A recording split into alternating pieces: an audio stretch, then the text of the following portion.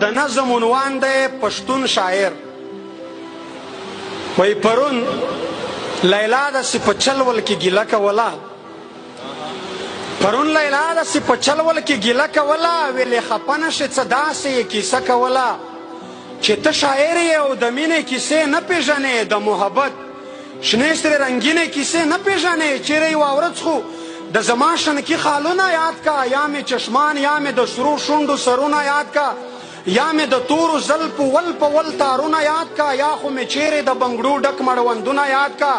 چیرې یوه دوې کیسې زما په تور وربل ولیکه، یو دوه زما په دې نارې غاړه غزل ولیکه چې زه ډډه شم چې په ما پورې سندرې لیکي، زما د سپینې خولې وړې وړې خبرې لیکي چې کله وستایې زما د مخ سرخي لالیا، بیا دې منمه هر یو شعر او شاعري لالیا.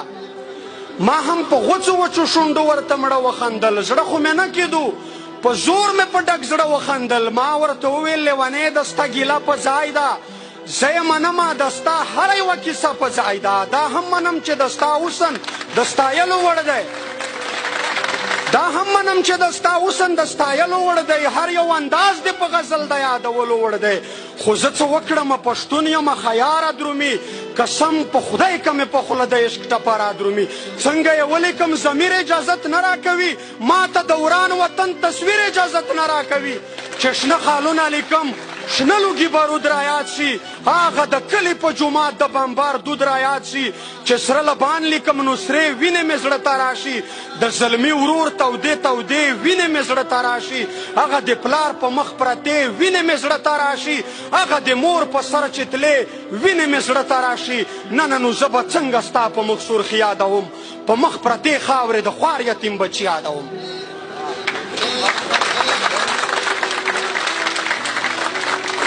اوس زه د ستا د شنو بنګړو ډک مړوندونه یاد کړم، که د ځوانانو په لاسو کې زنځیرونه یاد کړم. اوس ته خدای چې زه د ستا نخرې نازونه یاد کړم، که د کونډو بورو میندو پر یادونه یاد کړم. اوس زه د ستا د تورو زلفو تور تارونه یاد کړم، که د افغان ملت نه ډک تور زندانونه یاد. ړنګه ځواني چې یادوم بیا دا خیالونه راشي، دستی مې زړه ته ړنګ کنډر کنډر کورونه راشي، خیال ته مې هغه لوټې لوټې بازارونه راشي. اوف بیا په خیال کې د خپل کور رنګ دیوالونه راشي. زمونږ په لر او بر افغان کې یمتونه جوړ دي، په هر یو کلي یا هر کور کې متمونه جوړ دي. مونږ خو په یوه ورځ کې له سلو زیات قبرونه جوړ دي، له جنازو نه مو سم لوی لوی کتارونه جوړ دي. د کلي پیغلې د بېلتون په رنځ رنځورې ژاړي، دلته په هر یوه کور کې دوې درې کونډې بورې ژاړي.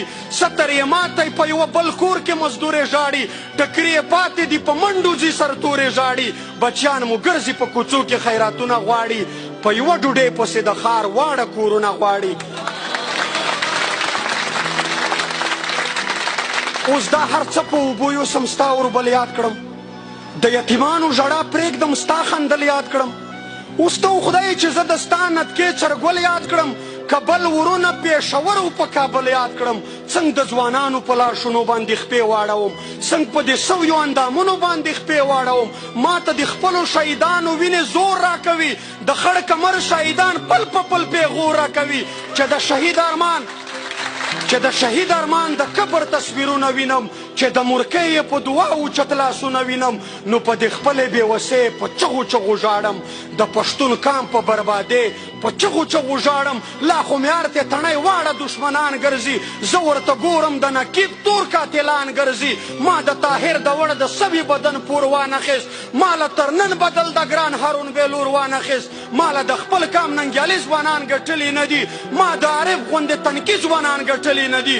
لیلا ما وبخښه خالونه وربل څنګه یاد کړم، لیلا ما وبخښه خالونه وربل څنګه یاد کړم، ستا نری غاړه سرې ورشنډې چرګل څنګه یاد کړم. تر څو چې وانخلم د دغو شهیدانو بدل، د کونډو برو ځورېدلو یتیمانو بدل. تر څو چې ونه کړم تپوس د نړېدلي وطن، د باروتو په ور وړي ته وسوځېدلي وطن. زه مې چې بیرته خپل غیرت و ایمان ونه ګټم، تر څو چې هغه حلال شوي مشران ونه ګټم. زما نه مه کوه لیلا د شنو خالونو تمه، د ستا په حسن د غزلو او شعرونو تمه. بیا لیلا سوړ سپیلی وکړ، بیا یې دا وویل په عاجزي یې غرې ونیولې په ژړا وویل چې اوف ما معاف که ګیلې بس که ګیله منه یاره، د لر او بر افغان ولس په دردمنه یاره، د لر او بر افغان ولس په دردمنه یاره.